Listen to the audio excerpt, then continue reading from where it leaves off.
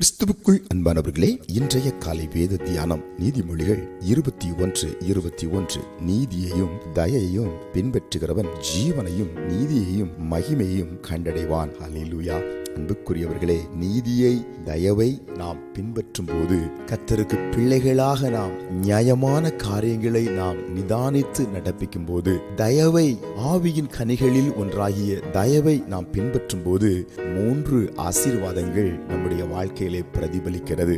1, ஜீவனை பெற்றுக் கொள்கிறோம்.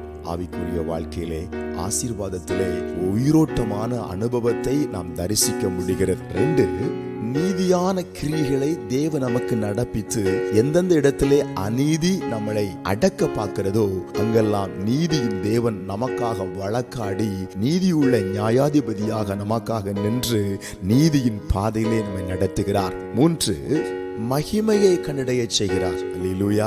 ஒரு மகிமையான குடும்ப வாழ்க்கை, ஒரு மகிமையான ஊழிய பாதை, ஒரு மகிமையான பொருளாதார ஆசீர்வாதம் நம் வாழ்க்கையில கடந்து வருகிறது. இந்த காலை வேளையிலே நீதியை செய்யும்படி, தயவை நாடும்படி ஒப்பு கொடுப்போம். நீதியை கண்டடைவோம், மகிமையை கண்டடைவோம், ஜீவனை கண்டடைவோம். ஜெபிப்போம். அன்பின் பரலோக பிதாவே, இந்த காலை வேளையிலும் தகப்பனே, நீதி உள்ள ஒரு வாழ்க்கை வாழ, தயவை நாங்கள் பெற்றுக்கொண்டு வாழ எங்களுக்கு இரக்கம் செய்யும். இப்பொழுதும் ஜெபத்தில் இணைந்திருக்கிற பிள்ளைகள் மேல ஒரு ஜீவன் இறங்குகிறது, ஒரு நீதி இறங்குகிறது, ஒரு மகிமை இறங்குகிறது. இந்த நாள் முழுவதும் அசைவாடி கொண்டிருக்கட்டும். இயேசுவின் நாமத்தில் ஆமென்.